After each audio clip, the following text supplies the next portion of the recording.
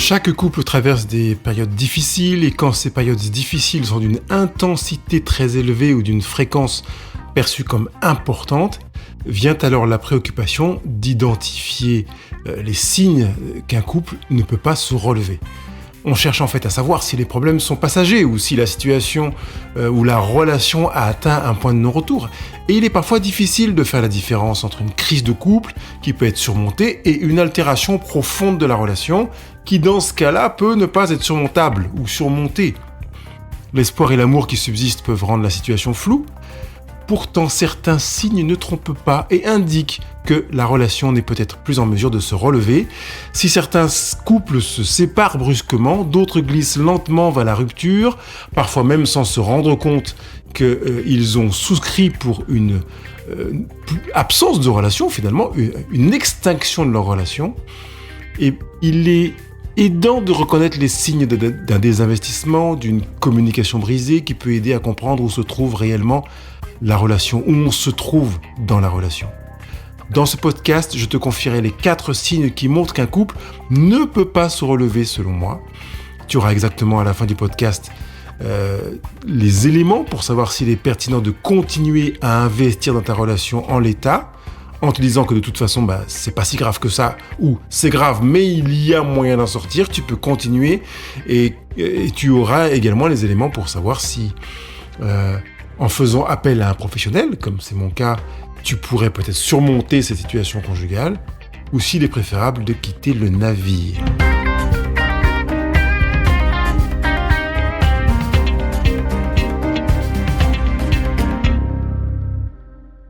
Salut, ici c'est Pascal et je te souhaite la bienvenue sur Couple Heureux, le podcast conçu pour apprendre à s'aimer, quel que soit ce que l'on traverse. On est en train d'aborder aujourd'hui un sujet important, les signes qu'un couple ne peut pas se relever. Sujet important parce que j'estime qu'il est dans de nombreuses situations fui, on l'évite, on ne veut pas l'aborder parce qu'on a peur d'avoir une réponse qui dit « mon couple ne peut pas se relever ». Qu'est-ce qui est préférable ? Être face à la réalité que le couple ne peut pas se relever, ou continuer à se voiler la face et à faire l'autruche en enfouissant sa tête, en espérant que ça dure. Il n'y a aucun intérêt à ce que ça dure, si ce n'est que la souffrance est invitée à s'installer plus longuement, plus durement, et à secouer l'un et l'autre des partenaires du couple. D'où l'intérêt de se poser cette question. Je ne suis pas en train de prôner, de favoriser le divorce et les séparations. Je suis en train de poser la question claire. Cessons de nous mentir en regardant les signes qu'un couple ne peut pas se relever. Voilà, c'est ça le gros du sujet de ce podcast. Le premier signe que je veux aborder, c'est celui qui touche à la communication, et je pense que ce n'est pas une surprise, mais généralement, quand on parle de communication, on a tendance à oublier que la communication n'est possible que quand il y a connexion. Ça veut dire que je vais toucher d'abord à l'absence de connexion. C'est le début qui va conduire à une altération de la communication. Le premier signe qu'un couple ne peut pas se relever, c'est que comme il n'y a pas ou plus de connexion depuis un bon moment, la communication s'est altérée au point d'être rompue. C'est donc la communication rompue qui est le premier signe qu'un couple ne peut pas se relever. Parce que la communication est un pilier de toute relation saine. Lorsque les partenaires cessent de se parler de manière ouverte et honnête, ou que les conversations se limitent à des échanges superficiels ou à des disputes constantes, ça peut être un signe d'un problème profond. Et ignorer ce signe-là peut être un moyen de creuser le fossé de manière encore plus profonde. Pour ma part, on parle de rupture quand il y a un manque de respect. Les critiques deviennent destructrices, les insultes, les mépris, le sarcasme sont là quasiment quotidiennement, on fait preuve d'ironie, on bazarde l'autre avec ses mots. Et les partenaires n'utilisent les failles de l'autre que pour comme des munitions, quoi. On est presque à l'affût de la faille. Et on envoie un pic, on tire, on envoie bouler, parce qu'on veut affaiblir le lien. On n'est pas forcément conscient de ça. Dans la conscience profonde, on est en train de souffrir.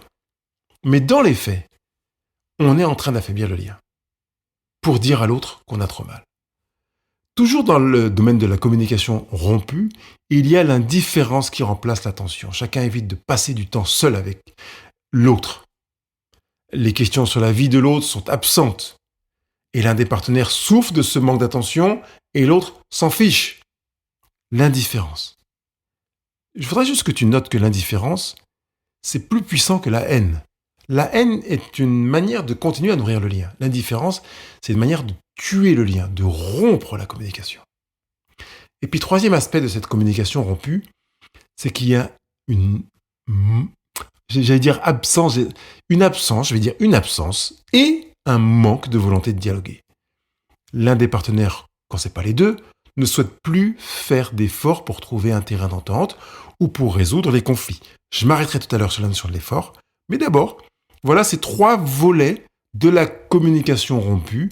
On est face à un constat que on a coupé les câbles, absence de connexion, pour limiter la relation, la communication, et qu'on va utiliser les quelques canaux de communication qui restent pour prendre la distance, creuser un fossé, tirer à boulet rouge sur l'autre et manifester un refus de dialoguer.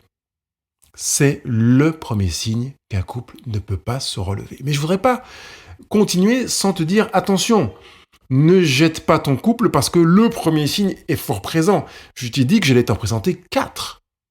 On est sur le premier, donc il est possible que celui-ci soit vraiment prégnant dans ta relation conjugale, mais que ça ne veuille pas dire que ton couple ne peut pas se relever. Attends qu'on ait fini les 4 avant d'arriver à une conclusion et que je ne voudrais pas qu'il soit hâtive. Le deuxième signe, c'est la disparition des projets communs. Les projets communs disparaissent. Les couples qui avancent ont des projets, qu'ils soient petits ou grands, qu'ils les unissent ou pas, parce qu'on peut avoir des projets respectifs, mais on a du soutien de la part de l'un ou de l'autre si ce n'est pas un projet commun. Or, l'absence de vision commune pour l'avenir, c'est un signe alarmant. C'est le cas lorsque chacun vit sa propre vie, où les partenaires se partagent ou ne partagent plus d'activités. Voilà, ils se partagent juste des paroles du genre « passe-moi le sel » et éventuellement c'est à ce temps-là que tu rentres. Mais il n'y a plus d'activité, il n'y a plus de loisirs, il n'y a plus d'objectifs communs. On préfère passer du temps avec les amis, avec la famille, plutôt qu'ensemble, ou on passe du temps ensemble quand on a des invités ou quand on est invité. Et d'ailleurs, on rentre en représentation et ça se voit, le partenaire se dit « tiens, mon partenaire est formidable quand il y a du monde à la maison. » Ou mon partenaire est attentif à moi ou tendre parce que nous sommes invités et que des gens qui nous regardent. Mais quand nous sommes tous les deux, c'est comme symboliquement, on ferme la porte d'entrée, paf, tous les masques tombent, les déguisements s'effondrent et le froid revient aussi vite qu'il était présent avant que les convives ne franchissent le pas de la porte. Le deuxième élément qui est dans ce deuxième signe sur les projets communs qui disparaissent, après chacun vit sa propre vie, eh bien, les valeurs ne sont plus considérées. En fait, il y a une sorte d'altération également de l'importance des valeurs. Donc, il y a des différences qui étaient a priori, c'était un petit peu gênant, ou c'était comme ça, mais maintenant elles deviennent colossales. Ça veut dire qu'il n'est plus envisageable d'envisager une compatibilité des valeurs, alors qu'avant, c'était envisageable. La notion de famille, la gestion de l'argent, les projets de vie, la gestion des difficultés, la place du travail, les difficultés qu'on rencontre l'un ou l'autre, le point de vue de l'un ou de l'autre, tout ça empêche le progrès. On considère ces différences de valeurs comme des divergences, comme des munitions encore pour creuser le fossé et créer une tension dans la relation conjugale.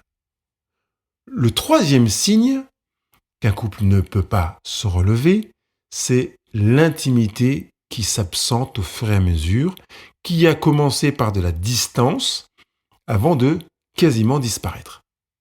L'intimité ne se résume pas à la sexualité, même si son absence est un indicateur de problème.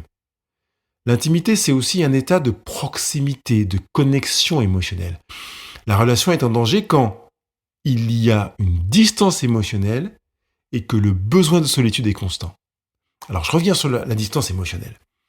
Dans ces cas-là, l'un et l'autre ne se confient plus l'un à l'autre. On ne se touche plus, on ne se soutient plus dans les moments difficiles. L'affection et le désir de faire plaisir à l'autre a disparu.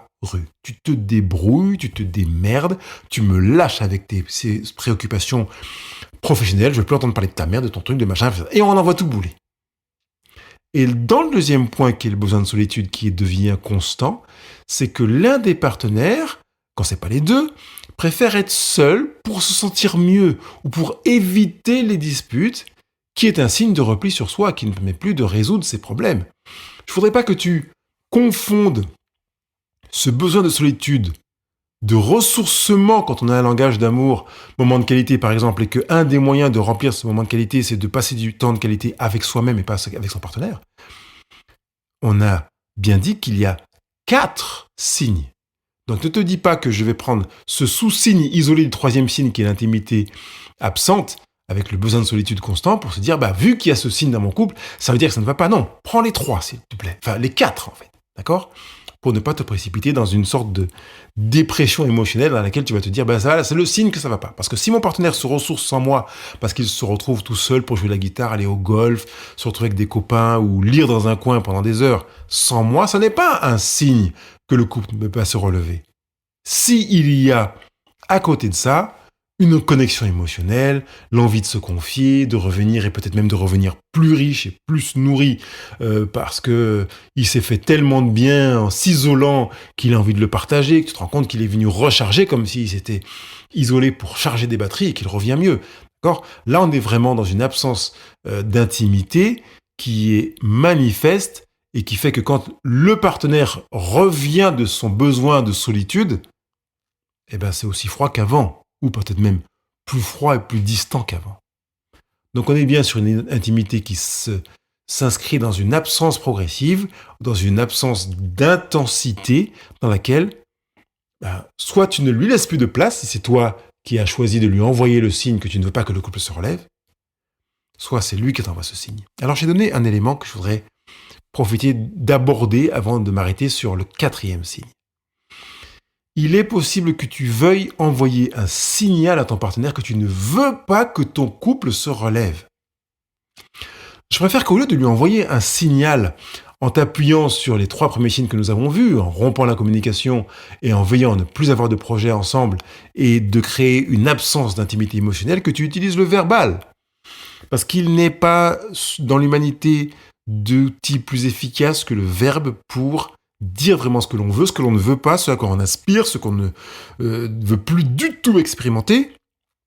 D'où l'intérêt du verbal. De dire, mon partenaire, j'aimerais qu'on se retrouve parce que j'ai quelque chose à te dire. Et voilà, pour moi, je ne veux plus que le couple se relève, je veux que le couple s'arrête. C'est beaucoup mieux pour vous deux et pas que pour celui qui va l'entendre. Parce qu'en réalité, le fait d'aller mettre des mots va t'aider, toi, à faire le clair au fond de toi. Or, si tu crées une distance par des coups de pelle, par des lançages de flèches et des missiles ou des mines antipersonnelles relationnelles, tu prends également les effets de conséquences de ce terrain miné avec tous les métaux lourds qui sont relatifs à l'explosion des mines antipersonnelles sur lesquelles ton partenaire a marché. Et donc tu abîmes aussi toi en tant qu'individu. Je crois que c'est important de l'entendre avant de s'arrêter sur le 4e signe.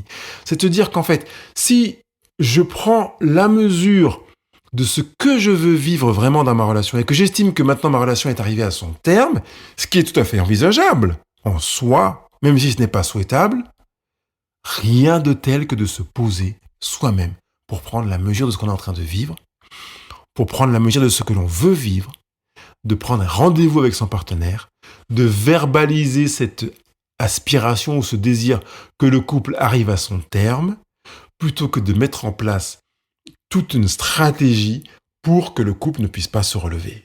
Vraiment, ce que je suis en train de te dire là, c'est comme un cadeau qui va faire que tu pourras plus facilement te relever sur le plan individuel après la rupture, si c'est vraiment ce que tu veux, et qui pourra faire que, également, ton partenaire pourra davantage, plus facilement se relever après la rupture. Ça veut dire que il y aura moins d'assainissement de terrain à faire au fond de toi, avec une forme de culpabilité et de rancœur relative au choix que tu auras fait pour essayer de miner la relation et faire en sorte que ton partenaire se retrouve dégoûté du lien. Parce que c'est ce qui se passe quand on envoie ces signes en espérant que le couple ne se relève pas, c'est que on choisit des actions qui font que l'autre se dira « mais c'est pas possible, je déteste tellement cette relation que je veux en sortir ». Et que finalement, on s'essuie le front en se disant « ouf, ça y est, enfin il a compris ou elle a compris, waouh, on va pouvoir sonner les glas ». Je préfère que tu expliques, que tu parles, Tu ne sais pas comment le faire. On prend un rendez-vous, on prend un call ensemble, une séance de coaching et je te donne les éléments pour voir comment faire en sorte que tu puisses le faire en construction de toi et en construction d'une nouvelle modalité relationnelle. Ok, le couple s'éteint, mais pas les deux individus qui constituent le couple. Ce qui n'est pas le cas quand on envoie ces signes pour que le couple ne se relève pas.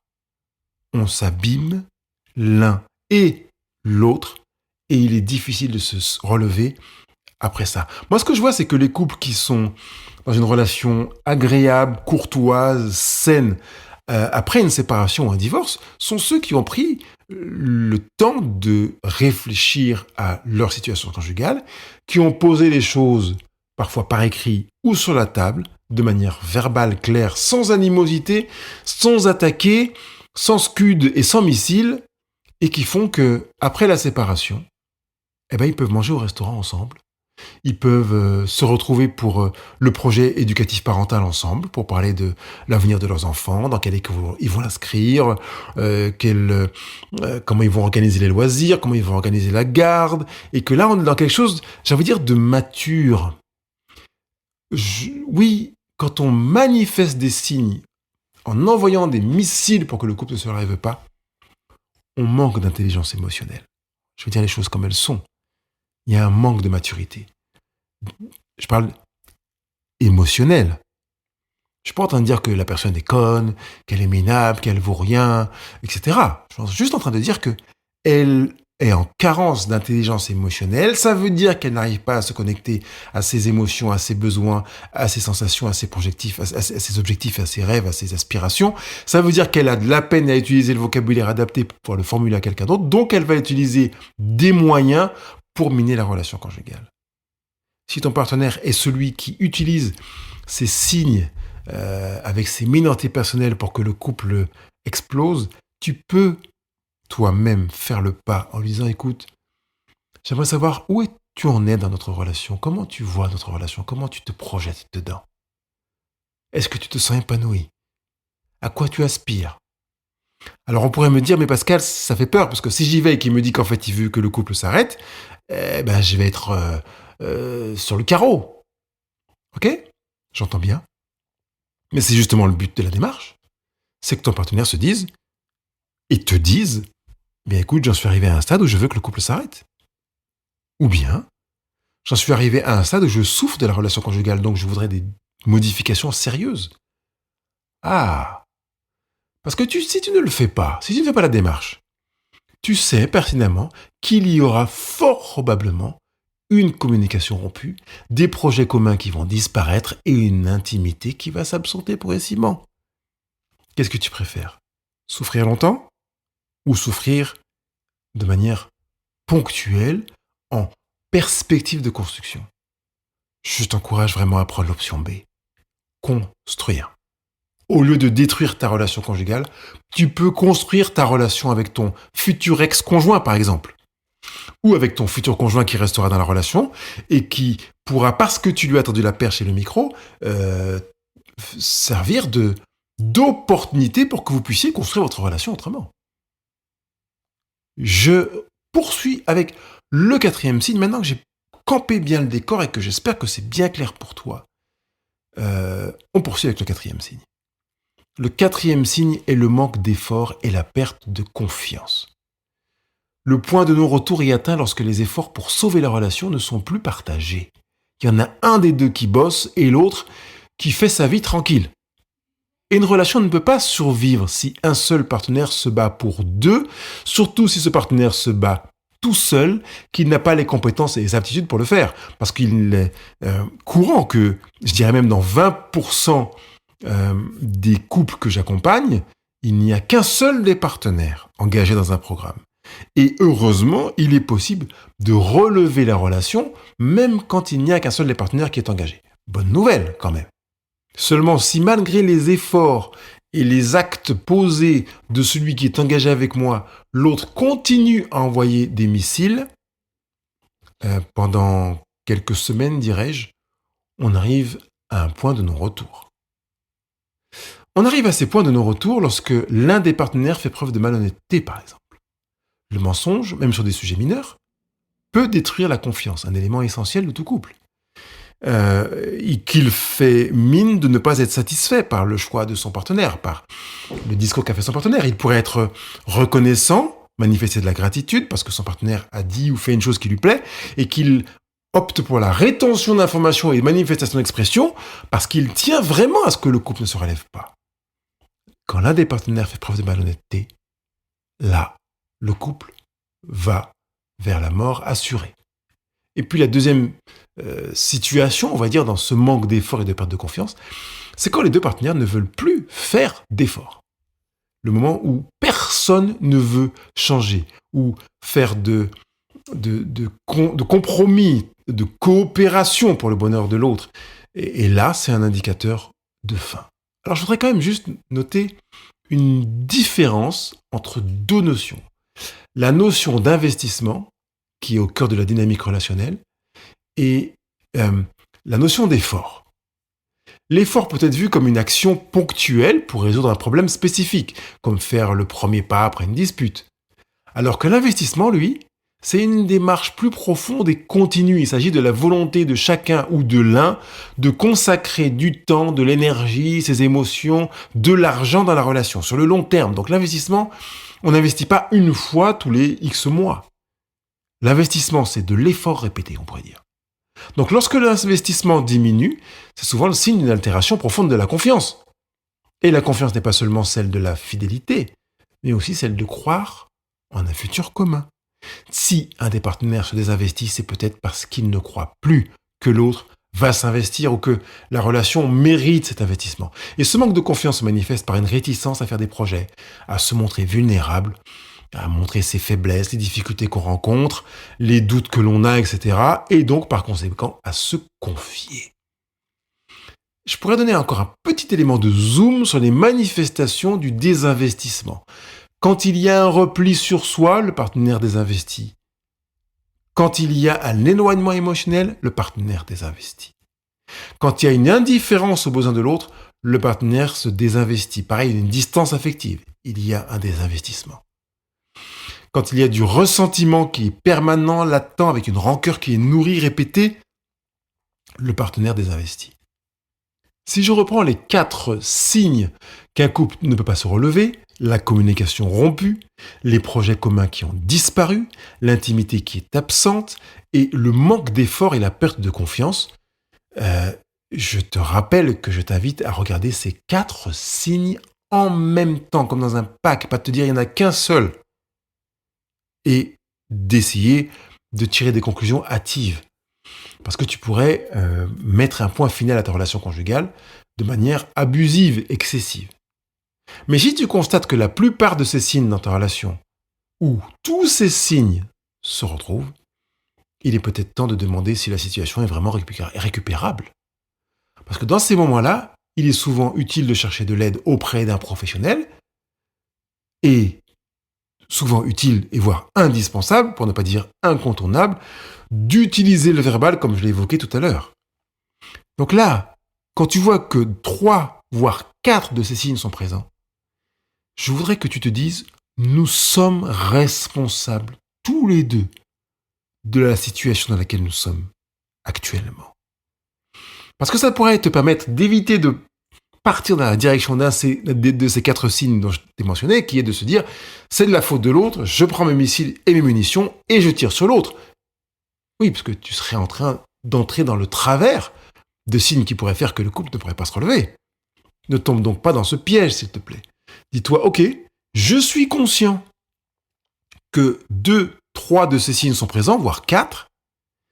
Je suis en même temps conscient que si ces 3 ou 4 signes sont présents dans notre relation conjugale, c'est que je suis également responsable de leur présence, parfois même de leur culture, parfois de leur émergence, parfois de mon indifférence par rapport à la manifestation d'un de ces signes qui est présent depuis quelques semaines, quelques mois, voire quelques années. Et je trouve généralement déplorable qu'on attende de voir s'aligner 3 voire 4 signes parce que c'est difficile de relever le couple. Ça n'est pas impossible Quand les deux se disent, allez, on va se prendre par la main, on va bosser ensemble, on va faire appel à un professionnel. Évidemment, si les deux se disent, on va bosser ensemble tous les deux, là, je peux t'annoncer rapidement que la fin du couple arrive.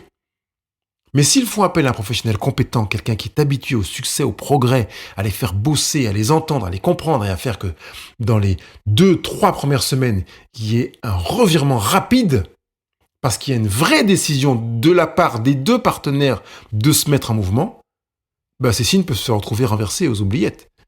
Au point qu'on se dise, waouh, c'est impressionnant de voir que on a pris une direction qui est vraiment bénéfique pour nous. Je me réjouis de cette direction que nous avons prise. C'est possible. Et je suis pas en train d'essayer de te vendre de la poudre aux yeux, je suis en train de te parler de réalité, de faits concrets, de faits réels, d'expériences avec de nombreux couples qui sont dans cette situation-là. Et si tu as quelques doutes, je suis tout à fait enclin à te mettre en relation avec certains couples qui ont été avec moi dans un programme. Notamment sortir son couple de la crise. 30 jours pour bâtir le couple de ses rêves. Maîtriser votre vie, le guide pratique contre la manipulation, etc. La méthode CAP, entre autres. Si tu vois poindre plusieurs de ces signes dans ta relation conjugale, ça n'est pas forcément le signal que ton couple est mort et que l'étape qui l'attend, c'est le cimetière conjugal ou le cabinet de l'avocat. Non.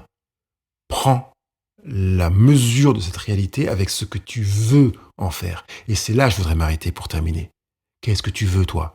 Est-ce que tu veux que ton couple se relève ou pas ? Je t'ai pas demandé de déclarer ton couple irrelevable, mais de savoir si tu veux que ton couple se relève ou pas. Parce que c'est déjà déterminant. Si tu tiens vraiment à ce que ton couple se relève, que ton partenaire s'implique ou pas dans un programme pour faire en sorte que ton couple se relève, tu vas travailler pour faire en sorte que ton couple se relève si vraiment ça te tient à cœur. Parce que c'est possible de travailler solo pour que son couple se relève. Et puis tu peux aussi prendre rendez-vous avec ton partenaire pour lui dire, écoute, je vois qu'on est dans une situation qui est vraiment avancée. Je viens d'écouter un podcast qui dit qu'il y a 4 signes et je vois que nous sommes présents, que 3 de ces signes sont présents dans notre relation sur les 4 ou qu'un les 4 sont présents. Qu'est-ce que tu veux, toi, mon cher partenaire ? Et ça peut être l'occasion, là aussi, de vous retrouver à faire le point vers ce que vous voulez. Attention de ne pas tomber dans le piège de se dire, vu la gravité de ce que l'on vit, on ne peut que arriver au clash. Non, je t'ai pas demandé de faire une expertise, une analyse et des conclusions. Je t'ai demandé de savoir ce que tu veux. Parce que la plupart du temps, on a envie d'aller dans l'analyse et de prendre la décision à partir de notre analyse. Une analyse, j'ai envie de dire, en rigolant un peu, une analyse de stagiaire. T'es pas un expert, t'es pas professionnel. Ne fais pas d'analyse tout seul. Fais juste l'analyse de ce que tu veux, de ce que tu ressens, de là où tu en es, là où tu veux être. Et viens confier cette analyse à un professionnel. Confie-la à ton partenaire pour entendre l'analyse de ton partenaire. Ce qu'il veut, lui aussi. Et à partir de là, on peut travailler ensemble, créer un projet, se mettre autour d'une table pour construire et faire ensemble en sorte que ton couple se relève, faire ensemble en sorte que dans quelques mois, on puisse faire la danse de la joie et se retourner en disant « mais c'est impressionnant, waouh, c'est génial ce qu'on vit, je suis ravi, je pensais même pas que c'était envisageable. Merci à Pascal, comme disent souvent certaines personnes, mais merci à vous deux, ou merci à toi si c'est toi qui as été l'acteur principal ou l'acteur qui a initié la prise d'une nouvelle direction conjugale et sans se jeter de la poudre aux yeux, qu'on pose réellement les choses sur la table pour décider de construire et pas faire l'autruche. Fini, terminé. En responsable, on choisit ce qu'on veut faire, on se met au boulot et cette fois-ci avec une approche efficace, pertinente, adaptée, qui porte du résultat. C'est vraiment ce que je veux pour toi.